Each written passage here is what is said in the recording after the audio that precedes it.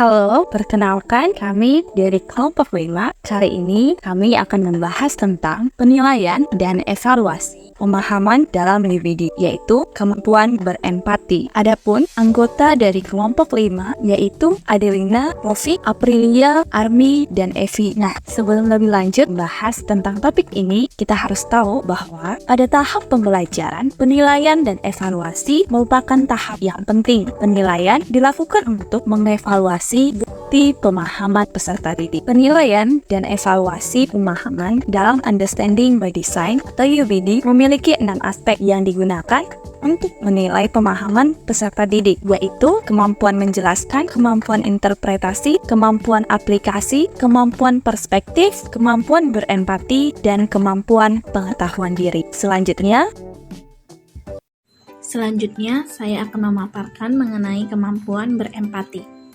Kemampuan berempati merupakan salah satu aspek pemahaman dalam UBD. Peserta didik dikatakan mampu memahami ketika mereka bisa berempati terhadap orang lain, baik itu terhadap guru, sesama peserta didik, maupun masyarakat. Empati sendiri berarti keadaan mental di mana seseorang merasakan pikiran, perasaan, atau keadaan yang sama dengan orang lain. Rasa empati timbul sebagai kemampuan untuk menyadarkan diri ketika berhadapan dengan perasaan sesama. Perasaan ini penting dalam membangun hubungan ataupun menjalin relasi dengan orang lain. Dengan demikian, peserta didik dapat dikatakan berempati apabila mereka bisa merasakan perasaan orang lain walaupun dirasaannya ataupun tidak masuk akal.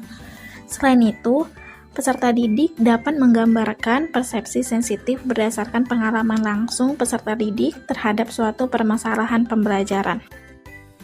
Nah, selanjutnya saya Armi Skialuman Raja SPD akan menjelaskan materi tentang berempati.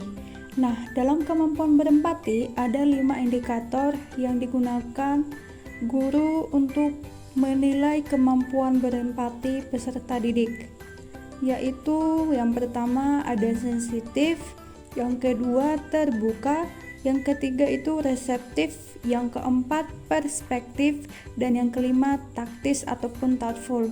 Nah, kita akan membahas satu persatu indikatornya. Yang pertama itu ada sensitif. Nah, sensitif ini artinya merupakan respon fisik, respon mental, dan respon emosional terhadap rangsangan, baik itu secara eksternal maupun dari internal. Kemudian yang kedua, peserta didik itu memiliki sikap sensitif yang ditandai dengan kemampuan diri dalam sudut pandang orang lain, di mana peserta didik tersebut akan merasakan peka terhadap permasalahan yang ada dan ia akan menghargai situasi orang lain yang ada di sekitarnya. Selanjutnya, indikator yang kedua yaitu bersikap terbuka. Peserta didik telah mampu bersikap terbuka dalam pemikirannya ketika terjadi perbedaan pendapat, di mana peserta didik menerima dengan sepenuh hati hasil keputusan bersama tanpa paksaan diri. Jadi dalam proses pembelajaran, ia lebih berhati-hati dan menghargai perbedaan pemahaman dan pendapat dengan teman-temannya.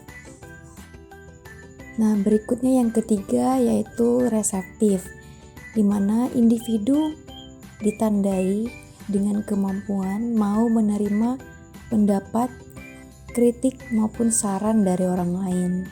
Nah, dalam hal ini, peserta didik mampu menerima perbedaan pendapat yang terjadi di antara teman-temannya dan berani untuk diajak kritis atau dikritik dan diberi saran oleh teman-temannya. Selanjutnya adalah perspektif. Nah, perspektif di sini yang dimaksud adalah peserta didik yang mempunyai kesadaran diri untuk menyadari sesuatu dengan cepat. Artinya, seorang peserta didik yang dengan cepat memahami dan mengerti penjelasan dari guru saat proses pembelajaran.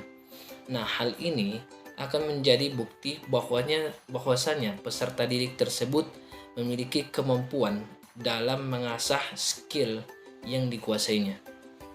Taktis artinya peserta didik memiliki kemampuan dalam memahami pendapat orang lain.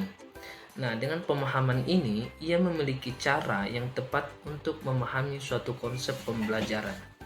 Nah, di mana dalam taktis ini, peserta didik dalam kemampuannya, ia telah menyusun sebuah taktik atau strategi dalam membuat suatu perancangan pembelajaran.